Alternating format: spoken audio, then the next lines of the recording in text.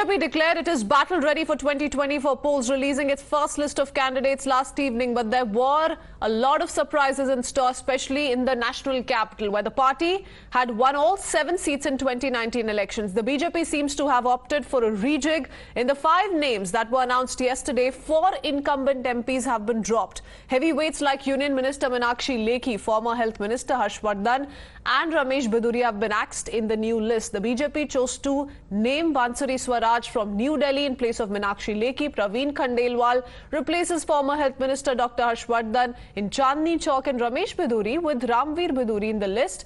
In fact, Manoj Tiwari is the only incumbent MP to be retained so far. Here are the host of reactions coming in on this big rejig that the national capital has seen.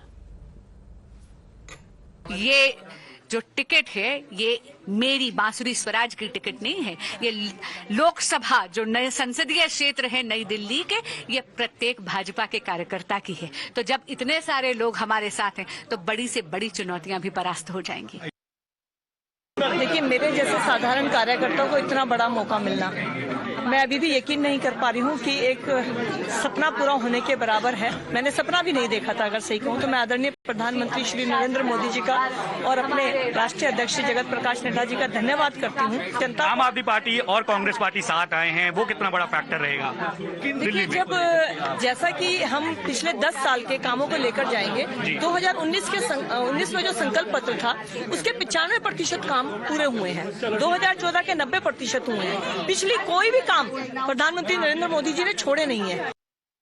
We are being joined by a member who will be contesting from Delhi Lok Sabha from the Chandni Chowk seat, Mr. Praveen Khandelwal. Sir, tell us, आप अपनी journey के बारे में थोड़ा और बताएं। जो मैंने विद्यार्थी परिषद में सीखा, उससे हम साथियों ने मिलकर के पूरे देश में confederation of all India traders, व्यापारियों के 9 करोड़ व्यापारियों का संगठन का हमने निर्माण किया।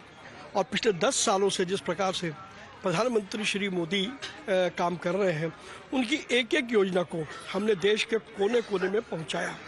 और इस प्रकार से एक बहुत छोटे से कार्यकर्ता को प्रधानमंत्री श्री नरेंद्र मोदी ने और भाजपा नेतृत्व ने इतनी बड़ी जिम्मेदारी दी है, तो हम सब भाजपा के कार्यकर्ता मिलकर के इस जिम्मेवारी को पूरा करेंगे और हम चांदनी चौक का चुनाव जीत रहे हैं। भारतीय जनता पार्टी का सशक्त नेतृत्व है, कार्यकर्ताओं की शक्ति है।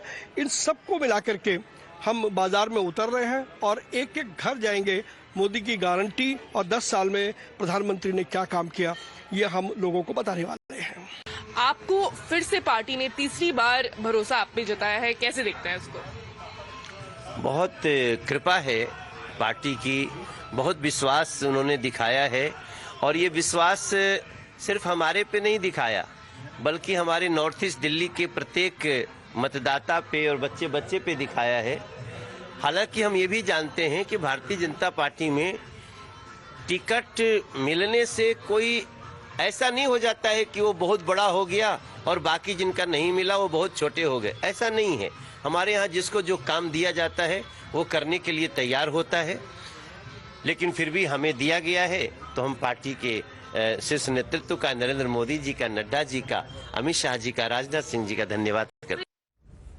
While the BJP leaders are confident that they will win, sources say there were several reasons why the party chose to drop the incumbents. One of the biggest reasons for the change is an apparent disconnect with the people in the constituency. The party received negative feedback even from the party cadre against the incumbents, with some expressing concerns over their style of functioning. In the case of Harsh Vardhan, for example, the age factor and his mishandling of the second wave of COVID may have cost him his ticket. Sources also say Ramesh Biduri's comments in parliament may have worked against him. Party leaders were also of the opinion that fresh faces would bring the much needed change for the party in the face of discontent among party workers and constituents. The party has also looked at ensuring a mix of youth and experience in its team Delhi. Let's talk about the opposition.